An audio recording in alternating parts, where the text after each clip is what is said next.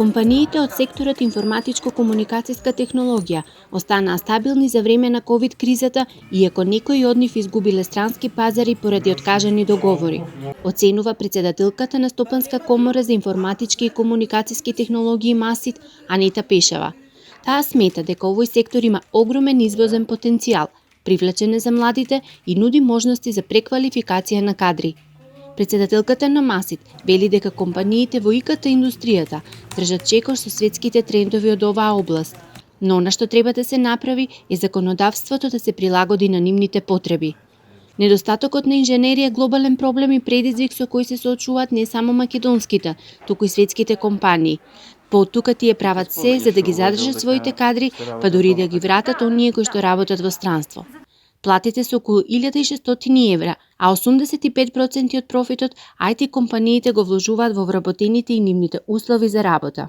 Минатата година, значи, кога ги добивме резултатите, околу 2000 фирми се активни на пазарот од IT секторот, направиле 220 милиони извоз, што е, да кажеме, од 2015 година, зголемен за 35%, тогаш бил 120 милиони.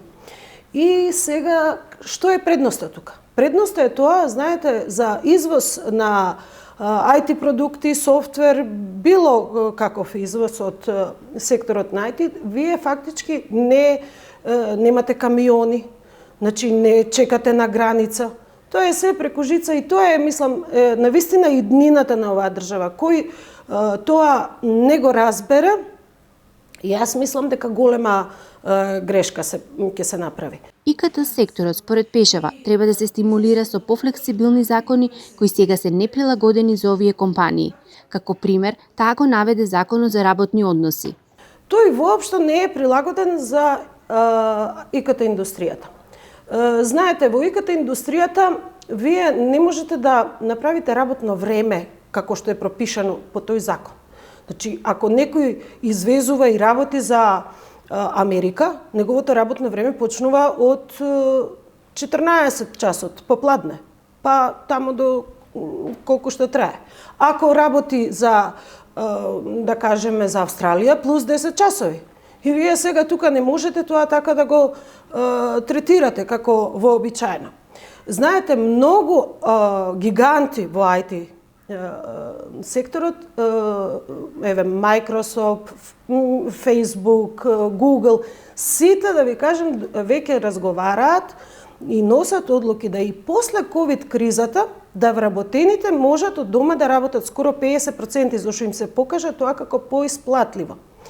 Сега, нашиот закон тоа не го дозволува. Освен во вонредна состојба, јас дури и барав од МАСИТ да биде тоа пофлексибилно за инженерите, бидејќи ние навистина мораме да се прилагодиме на новите текови. Предлогот да не се работи во недела исто така е неприфатлив за компаниите од секторот информатичко-комуникацијски технологии. Ако некој работи за Арапските Емирати, тие во недела работат, не работат во петок. Или да кажеме Израел, тие не работат во сабота, работат во недела. Така да мора да се направи да се издвои ИКТ секторот. Флексибилноста на законите мора да бидат прилагодени според ова што младите еве сега се покажале дека се големи извозници. И тоа е многу важно. Ако не го направиме тоа, ќе ни заминат. Македонија, оценува Пешева, во однос на просекот на плати е меѓу првите држави на Балканот.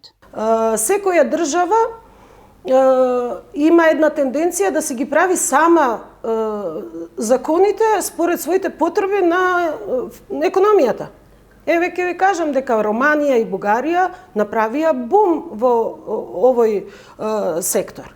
Тие ги намалија даноците, им дадоа шанса да влезат големи компании со многу добри услови, си ги вратија сите млади дома. Бугарија ги ограничи, да кажеме, платите на младите инженери на 1200 евра, над тоа само да се плаќа персонален данок. Заради тоа што ние во IT секторот, знаете дека имаме највисоки плати во државата. 2,5 пати од просекот на државата е бруто платата на еден инженер, просек зборувам. Значи таа изнесува 1600 евра.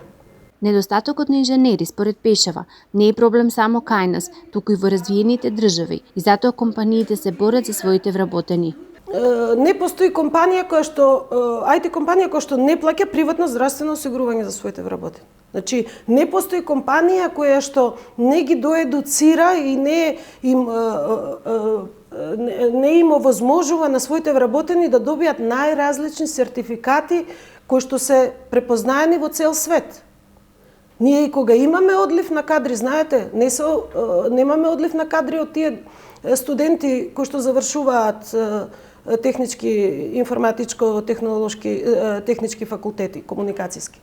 Ние имаме проблем со веќе изградени инженери, кои што имаат добиено сертификати, кои што фактички државата многу вложила во нив, државата, фирмите сме вложиле во нив. Знаете ли дека 85% од профитот IT компаниите ги вложуваат во своите вработени и условите за работа на вработените? Целта е, вели таа, да се задржат младите овде, но и да се вратат назад да работат од тука за странски компании. Имаме ние многу случаи кои што млади инженери отишле, работеле неколку години и се вратени овдека. Или си отвориле своји компании, или работат за странски компании. Така да трендот, тој мене многу ми е драго што постои таков тренд. Не е така се како што се кажува, мислам дека тоа се огромни плати на запад или не, може би сега Силиконска долина тие ги одвојува, мислам тука е само тој центар можам да кажам дека или ако работите за тие огромни корпорации, инаку ако работите инженер не е тоа нешто, вие ќе живеете подобро. Тоа е уствари суштината на зашто па и некои инженери се селат. Не ради платата. Знаете, се селат и заради условите. Ради здравството, ради школството, мислам сите тие работи се клучни заради вкупната општествена политичка состојба во државата. Не е само, ја мислам дека ние одиме во чекор со светот во секторот на IT. Според едно истражување кое било направено годишно, на Македонија недостигаат 500 инженери, а до 2023 година таа бројка би изнесувала околу 7000. Ние веќе неколку години работиме, особено со странски донации, швајцарска амбасада, британска амбасада, тука е USAID, на преквалификација и доквалификација на луѓе кои што и не се од IT професија. Значи преквалификација да сте друга професија да може во некои сегменти да влезете. Затоа имаме неформално образование, значи фирми кои што изузетно добро работат, кои што даваат сериозни сертификати и да кажеме тие секогаш помагаат во овие проекти. И знаете дека тоа е и тренд сега и младите и од другите факултети, и да е економски, и да правен, секогаш се запишуваат на тие ние тоа го викаме неформално образование. Според Пешева, секоја алатка измислена од нашите домашни компании е производ и од тука не се согласува дека тие само испорачуваат, а не создаваат своји производи. Секој производ кој што го прави, па макар бил дел од некоја голема апликација светска, сепак е тоа производ.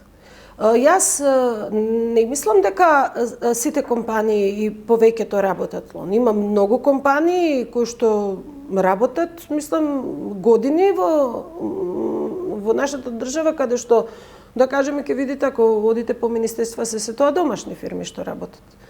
И организации, и така и компании. Секогаш, да кажеме, тоа што ви треба за дигитализација во државата е подобро да го прави фирма која што е од домицилната држава. Во нашата држава, оценува нашата соговорничка, сите најсовремени методи за програмирање и јазици се застапени, но малку сме послаби со науките кои се нови за Европа, а повеќе се застапени во Соединетите Американски држави, како што е на пример развојот на вештачка интелигенција, но сепак има и македонски нови компании кои работат во тие сектори.